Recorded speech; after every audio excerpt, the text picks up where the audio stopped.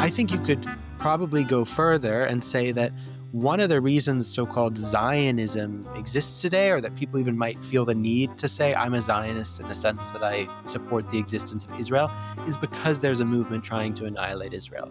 So I think even at that level, Zionism is sort of dependent on anti-Zionism. I'm Phoebe Maltz-Bovey. You're listening to The Jewish Angle, a podcast from the Canadian Jewish News.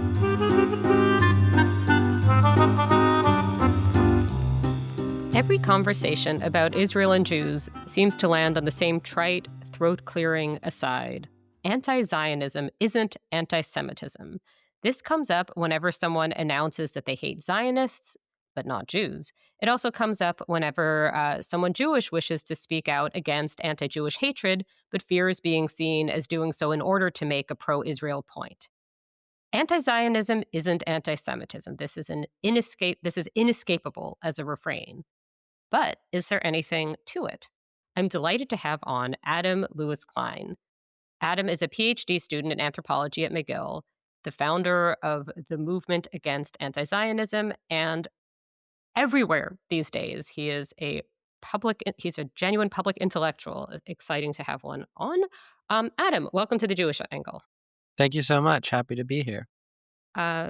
Thank you for joining us. So my first question was going to be, what is anti-Zionism? But then something popped up in the news where I realized that there was like kind of more concrete way to go about asking the same thing. So there was a news story in JTA, the Jewish Telegraphic Agency, about some workers at Bread's Bakery, an Israeli in theme and Israeli as in individuals owned bakery chain in New York City. And these workers are organizing both for better working conditions along the usual lines, but also because they object to such things as this bakery participating in a Jewish food festival that has some sort of touch something, the touch something, the touch something, the touch Zionist kind of, that sort of thing. Anyway, so would that sort of story, and I ask knowing you're not necessarily up in that particular story, is that the sort of thing you mean by anti-Zionism? That's exactly what we mean by anti-Zionism. So anti-Zionism is a kind of hatred of Israelis and of Jews who are marked as so-called Zionists. Now, one of the big miscomprehensions that exists in much of the public discourse about anti-Zionism is there's a belief that it's a kind of neutral political opinion about Zionism, whatever that would mean, or about Israeli policy. But actually, anti-Zionism, just as it's become standard to write anti-Semitism without a hyphen, because we don't believe that anti-Semitism is a kind of rational discourse about something called Semitism, we also think that anti-Zionism should be written without a hyphen. So anti-Zionism is not a neutral view about so-called Zionism, which was a national liberation movement for the Jewish people that existed in the first half of the 20th century, attained its goals with the creation of Israel, was completely unremarkable at the time. There were tons of national groups who were seeking their own states. Anti-Zionism really constructs this figure called the Zionist, the evil Zionist. So it's really a kind of character that the anti-Zionist constructs. And of course, it's in a kind of brute and simple way, a sort of anti-Israeli racism. There's a kind of bigotry towards Israelis, towards Israeli culture. Israelis are accused of stealing food, right? You see this a lot, that Israelis stole hummus from Palestinians, when of course the reason people eat hummus in Israel is because much of the population of Israel came from Arab countries and actually just shared that local food with Arab peoples and brought that to Israel, of course. So we see a kind of overarching hatred of Israel, and it works through spreading libels, right? So today, one of the main libels of anti-Zionism is the genocide libel. Of course, they've been spreading the genocide libel for decades. Right? The Soviet Union charged Israel with genocide in the 70s, and you can go back even further. There are Arab accusations of genocide against Israel. But of course, since October 7th, the genocide libel has become, hegemonic. It's almost mainstream. It's treated as legitimate. And this functions to stigmatize Jews and Israelis who are called genocidal complicit in genocide. So And that that comes up with the that comes up in the Bread's Bakery, union statement about, that Bread's Bakery is somehow supposedly involved with genocide as versus with, selling upscale pastries in New York, which is what it actually and they're nice. So I think I have a pretty good idea of what the movement against anti-Zionism is about, but I wanted to ask kind of what is it like what it's against, but what is it for? Is there something that it's for? Because I guess like my question is, it doesn't seem to be that it's like a pro-Israel movement. It's something else. Right. We want to get outside of this whole space of pro Israel versus pro Palestine. So we actually believe that anti Zionism harms Jews, Israelis, and Palestinians. Right. So anti Zionism drives endless wars against Israel, it drives extremism, it marginalizes moderate Palestinian voices. We see this again and again. It's often used by governments in the Middle East to displace responsibility for their own failures, for their own social problems. It's used as a almost kind of cult or substitute for religious identity and cultural identity amongst Muslims. Often is the so-called Palestinian cause, which does not mean necessarily helping Palestinians. It means annihilating Israel, usually by mass violence. So we don't think this is about so called defending Israeli policies, but it is about recognizing that anti Zionism is a global hate movement against Israel, and it is based on spreading libels. So it's based on spreading malicious claims that are usually distorted, might have some partial truths, but are basically there's an extraction of raw material from the conflict, and that's turned into a kind of inflammatory accusation against Israel that's then used to stigmatize anyone that's associated with Israel and to legitimize ongoing wars against Israel. Mhm. Mhm. Something I was wondering about though, so I was wondering if there's something to be said strategically for Jews calling ourselves Zionists. And I ask because this is something I struggle with because on the one hand, I believe in Jewish self-determination and the continued existence of Israel as a Jewish state. On the other, my own understanding of Zionism is, as you say, a movement to create a state that now exists. So there's something anachronistic about it. I'm talking about kind of strategy and if you say I am an anti-Zionist versus saying I'm a Zionist. Yeah, it's a really interesting question because I think today most of the iterations of the term Zionist are by anti Zionists, and they've constructed the Zionist as an evil character. They use Zionist as a slur. Right? And I think you could probably go further and say that one of the reasons so called Zionism exists today, or that people even might feel the need to say, I'm a Zionist in the sense that I support the existence of Israel, is because there's a movement trying to annihilate Israel. So I think even at that level, Zionism is sort of dependent on anti-Zionism rather than the opposite. And that goes back to the hyphen thing again, right? When we say anti-Zionism with a hyphen, it's like, well, first there's Zionism and then there's the people opposing it, right? But what you actually have at this point, when you recognize that at some level Zionism is over and done with, right, is that anti-Zionism comes first. It constructs the evil Zionist and then also forces Jews into a kind of defensive or defiant position of saying, well, actually, I support Zionism, right? I'm a Zionist. So I think there are different opinions on this. Some people might want to say I'm a Zionist. It's like it's kind of defiant almost. It's almost like a black person, using the N word at this point, defiantly appropriating that slur. Right. And then there are others who might want to say, you know what, maybe we shouldn't even identify as Zionist, right? It gives us a sharper edge to say, Zionism is basically something that's made up at this point. And Mhm. anti-Zionists are just kind of on their own rocker, right?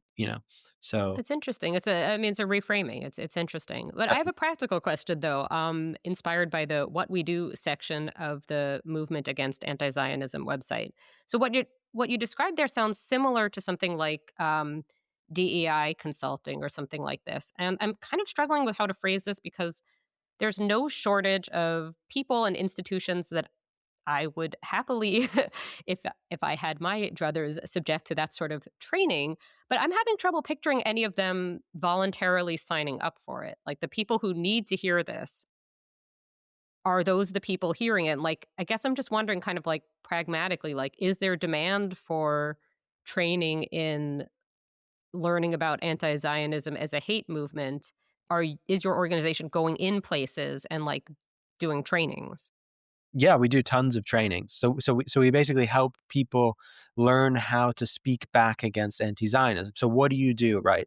It happens a lot online these days, right? Like, what do you do if you're being harassed by an anti-Zionist, right? If someone comes on to your post because, it's about whatever, maybe you showed some support for Israeli women who were raped in October 7th, and someone comes on your post and says there were no rapes, Hannibal directive, you're a genocidal baby killer, right? Right. How do you respond?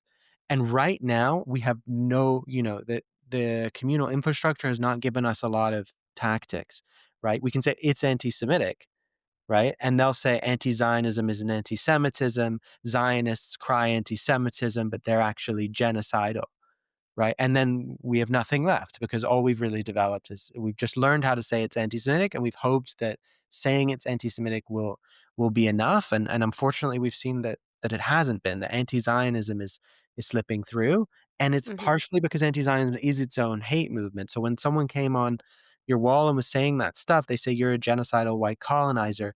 Actually, those aren't traditionally anti-Semitic libels. They're anti-Zionist libels. They're their own Hmm. tropes.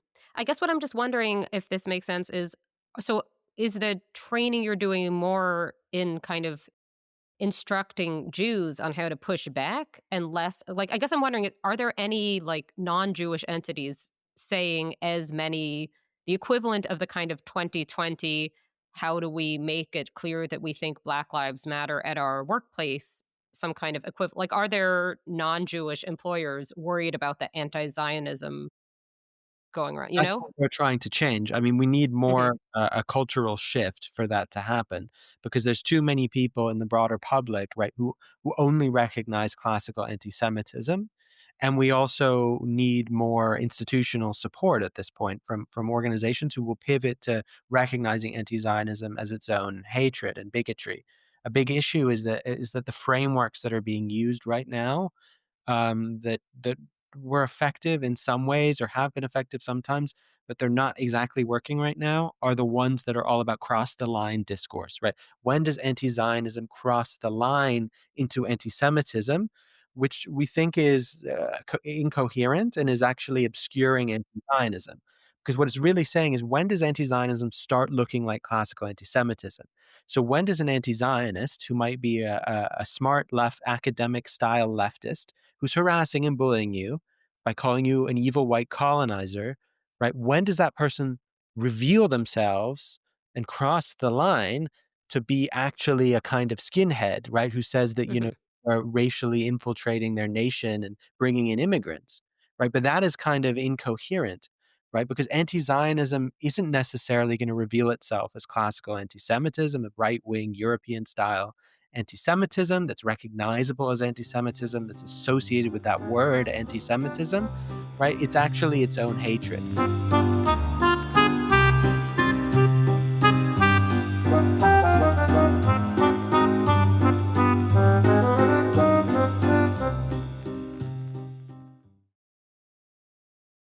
What do you say to someone who's neither Jewish nor Palestinian, who has no personal or familial connection to the conflict, who has just spent the last couple of years hearing nonstop about horrific conditions and unthinkable death tolls in Gaza, and who, by their definition, Zionism is the movement to keep Israel Jewish, and they look at all these deaths and they're sad, and the thing that they blame is Zionism. What do you say to somebody like this? There are one or two such people in Toronto. Well, first of all, anti Zionism, right, is the causal source of the wars against Israel. I mean, we don't have to litigate it right now, but there are endless attempts to annihilate Israel, whether that was in 1948, You're 1967. assuming a person who thinks Israel should exist. True of me, not of the person I'm talking about. Okay, so then this is not really a Yeah. neutral person. You're talking about a full-on believing anti-Zionist. Yeah, I'm talking about somebody who was not plugged into this issue at all. who suddenly sees all the stuff that seems very sad in the news, and they were like dropped here effectively in 2023. They don't know about much that happened before that.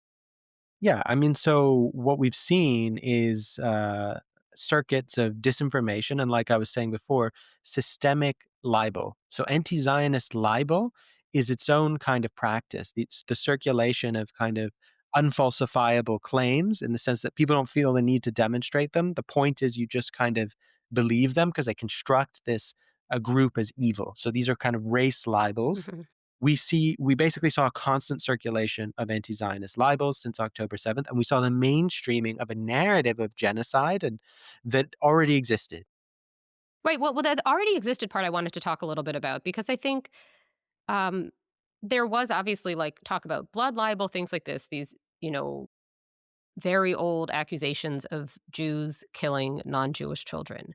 There Mhm, is also the actual war, you know, mhm. where this is not, and like I guess what I'm saying is like, how do you explain to the people who are looking at the facts from which the libels come, but are distorted that it's libel? You know what I mean? Well, Does that so make first of all, sense? we have to recognize that the actual discourse around the conflict and the war in Gaza completely broke down. So I would go as far as to say there has been very little rational discourse about what actually occurred in Gaza because there were some people who were looking at the facts of what was going on in Gaza with military expertise, with knowledge of conditions on the ground, etc. And there was just a huge mass of voices, a kind of herd, a kind of mob movement that was being propelled forward by yellow journalism, by journalistic malpractice, where they would immediately circulate claims coming out of Gaza without any verification of these claims, such as the Al Ali bombing, right? So, very early in the conflicts, right, there was a claim that Israel had bombed a hospital deliberately and killed 500 people, right? Various agencies looked into it. They basically found actually this hospital was hit by a misfired Islamic Jihad rocket. The casualty counts were tragic, but far, far lower, something like 50. It did not even land on the hospital.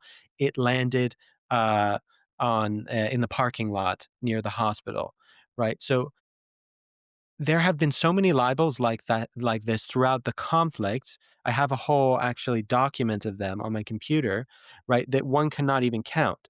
So then you have to ask yourself, why is it that this repeatedly happens, right? Why is it that a newspaper releases a story, right? Everyone goes into a frenzy about how evil it is, right? And then they quietly retract the story, right? Or other people even learn that it was false, but then the next time they do the exact same thing.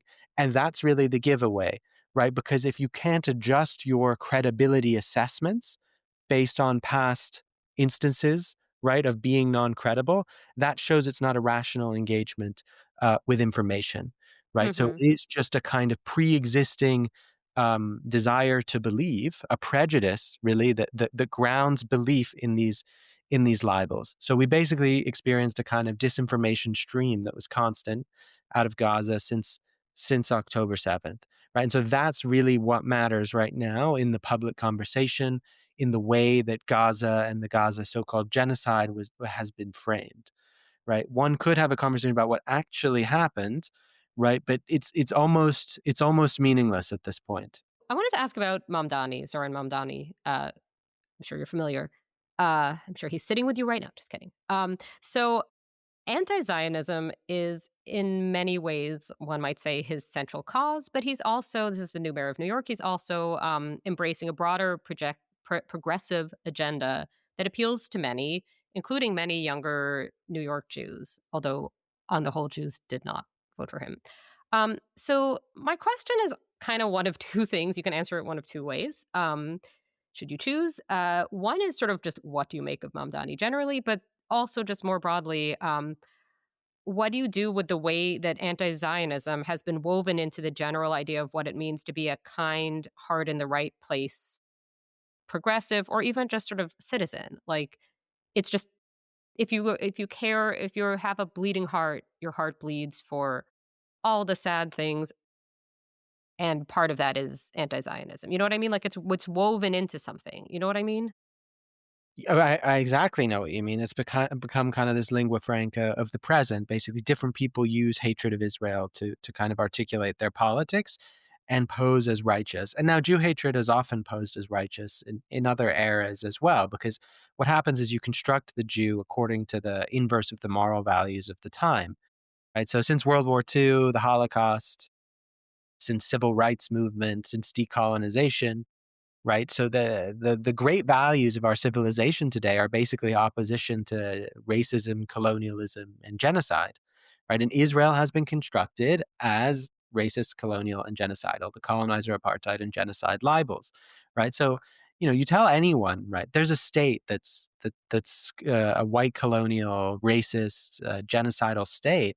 You know, it, pretty much everyone today shares those values. I'd say even people on the right sort of have internalized the values that that is what evil is, right? So if you tell anyone that, it just kind of fits so smoothly into the grooves of kind of our moral intuitions that you don't need to know anything about Israel. It instantly makes sense, and you are sort of almost instantly angry. You almost have this righteous anger, right? Like, I'm against racism. If someone told me there was a place where there were these horrendous racists who were doing these horrendous things, I'd just start feeling angry about it.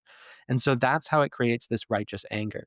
But of course, anti Zionism is not bleeding heart, it's a hate movement. We see every single day on Twitter, there are thousands of accounts just talking about how much they hate Israel, how much they hate Netanyahu, saying horrendous things about Israelis, dehumanizing people, calling for violence. This is a hate movement, right? Well, And so hating Netanyahu, I mean, I feel like that could just be hating a politician, which but it's unless it's the oh, only but they politician hate who's but no, but yes. they hate him. Like they have a irrational Yeah. hatred for him. I'm Something not I've noticed on Blue not Sky sure. is that people seem to hate Barry Weiss more than they hate Trump, which I find Yeah, of perhaps course, and worthy of unpacking. But anyway, the just yeah. Barry Weiss hate movement is like more I'd say it's a more of a a classical, anti-Semitic, hate movement, right? It's a sense of there's a Jewish woman who's succeeding in society, and Jews, as an ethnic minority should not succeed, right? They should be kind of subjugated within our society. So there's more of a traditional anti-Semitism that, Barry Weiss is subject to in that case, but of course also the fact that she is not, an anti-Zionist. Right, Uh, and you've written for the Free Press, and we will a really interesting article that we will link to in the show notes. So I have two more questions for you. One is kind of like very specific, and the other is more general. So the specific one is I know that one of your areas of focus is Jews as an indigenous people, and that this relates to your academic research. And I was wondering whether Albert Memmi has come up at all in your work. I asked just because I remember reading him in grad school myself and thinking how strange it was that Zionism was not understood just kind of widely as a sort of decolonizing or post-colonial type movement. right. I've read him. I haven't read him like super deeply, and it's been a little bit. But if I remember correctly, one thing he said that I think was kind of unusual and insightful, right? He was someone who was on the left. He was someone who kind of was opposed to so-called colonialism, European colonialism, I believe in Algeria, right? So I mean, yeah. I mean, he was, I believe, Tunisian, but yeah, yeah, yeah, he was yeah, Tunisian. But he talked about kind of hmm French yeah, settler colonialism in Algeria. And he talked about also how the Jews were sort of constructed as these alien Europeans and as kind of proxy colonists. And so that's something you see throughout the Middle East, and it expresses kind of a deep irony, right? So Mizrahim, Jews from the Middle East, had actually lived in that area. The way I understand indigeneity, I would not call them indigenous to those regions, but they had lived in that area since before Islam had arrived, right? So Muslims or Islam, let's say, had conquered those regions. And now these Arab nationalist states were constructing themselves as the natives against Jews who were now being cast as foreigners. So Memi was someone who was opposing European colonialism, but also recognizing how casting Jews as European colonists was itself a kind of nefarious and inaccurate hmm act that he was opposing. So I'm very sympathetic to kind of how he framed that, You right? should So read his later he wrote some later books where it's, like, all about Jewish stuff and, like, kind of reclaiming all of this sort of for Jews. It's interesting. I have not read this in, like, 15 years or something, but it's super interesting. But I also wanted to just, as I sort of delve into this sort of past life, I wanted to ask a little bit, just my last question is about academia, right? As I mentioned to you before we started recording, I did a PhD in French. I have pretty reasonably high exposure to the world of academia. And it was like, I was basically, it was as if I was Netanyahu being like liberal Zionist or whatever you want to call it, politics. And I want to quote something that you wrote in the Free Press. You wrote, "When I proposed hosting a single academic talk at my university, McGill, on the anti-Semitic genealogies of anti-Zionism, particularly on the Soviet roots of so much of today's anti-Israel sloganeering, amid at least 10 events in my department on the so-called Gaza genocide, my request was denied without explanation." End quote. So I bring this up obviously partly because this is a podcast from the Canadian Jewish News, Canada, Canadian connection here. But I was wondering whether you see a future for yourself within academia and also just sort of more broadly uh, for Jewish scholars who are not uh, anti-Zionists. yeah, I mean, so I may as well just be public about this at this point. I mean, me having a career in anthropology right now is kind of a laughable concept. I mean, so anthropology is deeply compromised by anti-Zionism, right? They almost reorganized the entire discipline around the genocide libel.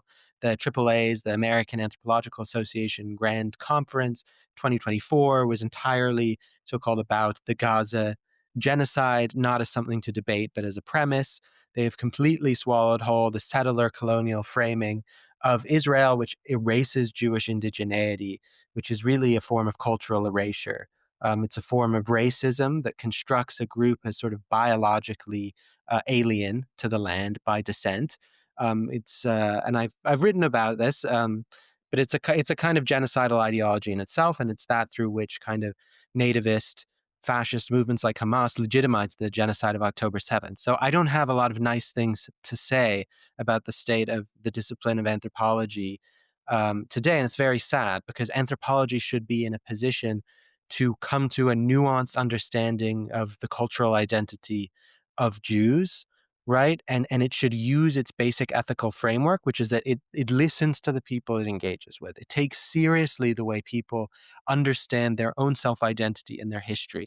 And the notion that Jews made up that they're a people in the 19th century and don't actually come from Israel is sort of just bland bigotry, right? And ignorance, because anyone who is Jewish, the vast majority of Jews, understand that Jews are a people and that our sort of self-conception is bound up with a kind of much longer history in which we came out of Egypt, went to the land of Israel, were exiled, first to Babylon, then we came back, then were exiled again, and then came home. And of course, one can say this is a mythic story or it has historical elements. It's also mythic.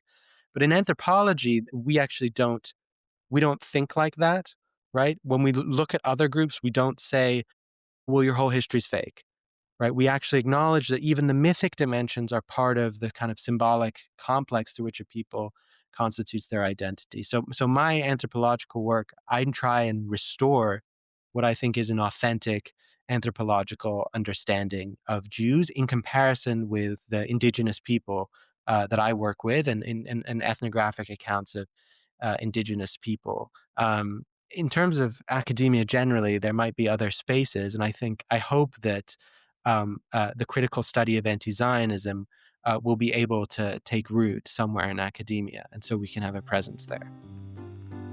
Adam, thank you so much for coming on The Jewish Angle. This has been so interesting.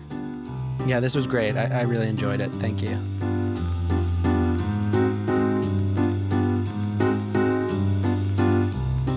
Thank you for listening to The Jewish Angle, a podcast from the Canadian Jewish News. This has been Phoebe Maltz-Bovey, opinion editor of the CJN and a contributing editor of Scribe Quarterly, the CJN's print magazine. The show is produced and edited by Michael Freeman. Our music is by Frank Freeman. If you've enjoyed this episode, please subscribe to The Jewish Angle wherever you get your podcasts. Thanks for listening.